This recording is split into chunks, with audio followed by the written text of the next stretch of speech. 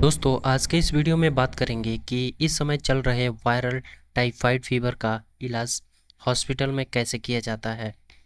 दोस्तों मैं हूँ रजिस्टर फार्मासिस्ट, स्वागत है आपका अपने ही चैनल DRX प्रभाकर में। आज के इस वीडियो में जानेंगे कि सबसे बेहतरीन टाइफाइड का ट्रीटमेंट क्या है और कौन सी दवाएं देने पर पेशेंट बिल्कुल ठीक हो जाता है। दवाओं के बारे में जानने से पहले इसके सिम्टम के बारे में जानेंगे, जिससे हम पेशेंट को पहचान सकते हैं कि उसको कौन सा फीवर हुआ है। दोस्तों सिम्टम यानी लक्षण के बारे में बात करते हैं, जिसमें आपका हाई फीवर होता है और ये नॉर्मल से आपका टेम्परेचर 103 फ़ारेनहाइट तक हो सकता है।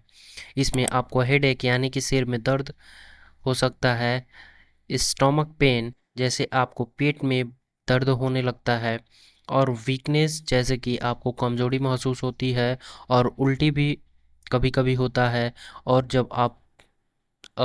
जब स्टूल पास करते हैं तो वो स्टूल लूज़ होता है और आपको डायरिया भी हो सकती है। दोस्तों बहुत सारे वीकनेस है, जैसे लॉस ऑफ एपेटाइटिस है, आपको इसमें भूख नहीं लगती है, आपको ज़्यादा ठंड लगती है। दोस्तों बॉडी का फिनोमेना ये है कि अगर आपके बॉडी में कोई भी बैक्टीरिया इंटर करती है तो आपका इम्यून सिस्टम क्या करता है कि बॉडी को हीट करके उस बैक्टीरिया को किल करने की कोशिश करती है। वही लक्षण आपको जब बॉडी हीट होती है तो आप उसको कहते हैं कि इसे बुखार हो गया है। दोस्तों उसी में हम क्या करते हैं कि जब एंटीबायोटिक जब दिया जाता है, तो हाई पेन किलर जब दिया जाता है तो वो साल्मोना टाइफी जो एक टाइफाइड फीवर बैक्टीरिया है वो किल हो जाता है। तो दोस्तों इसमें जो एंटीबायोटिक की बात कर रहे हैं, क्या एंटीबायोटिक दिया जाता है और क्या क्या और दवाएं दी जाती हैं जिससे टाइफाइड फीवर बिल्कुल ठीक हो जाता है, उसके बारे में हम बात करेंगे। अभी मैंने बताया कि इसमें साल्मोनेला टाइफी नाम का एक बैक्टीरिया होता है। जब वह बॉडी में इंटर करता है तो तेज़ बुखार होता है।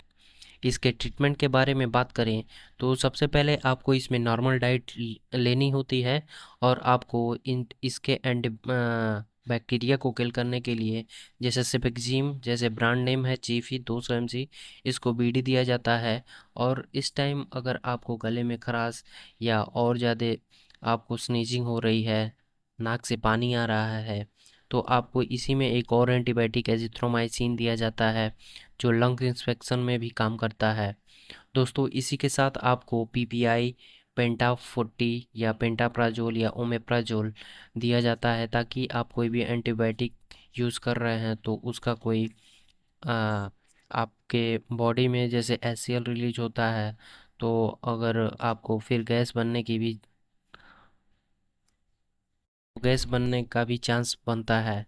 इसी के साथ आपको आपको इसमें पेशेंट को पैरासीटामॉल 500 mg में TDS देना होता है। इसी के साथ अगर उसको ठंड लग रही है या एलर्जी है तो आप उसको डेक्सोना दे सकते हैं। ये एक स्टेरॉइड है जो दवाओं का जो काम करने की क्षमता है उसको लंबे समय तक बनाए रखता है। इसी के साथ आप अगर उसको रनिंग नोज़ है या उसको सर्दी है तो आप इसमें मोन्टेलुकास्ट के साथ लेवोसिट्राजिन दे सकते हैं, वो आप ओडी दे सकते हैं। अगर पेशेंट को वीकनेस हो रहा है तो इसमें आप मल्टीविटामिन कोई भी ऐड कर सकते हैं जो ओडी दिया जाता है। अगर पेशेंट को लग रहा है कि और ज़्यादा बुखार है तो उसको आप सेप्रेक्टजोन 1 mg आप उसको बीडी लगा सकते हैं। अगर इससे भी नहीं ठीक हो रहा है तो आप उसमें 500 mg अमीकासिन दे सकते हैं, जिससे आपका पेशेंट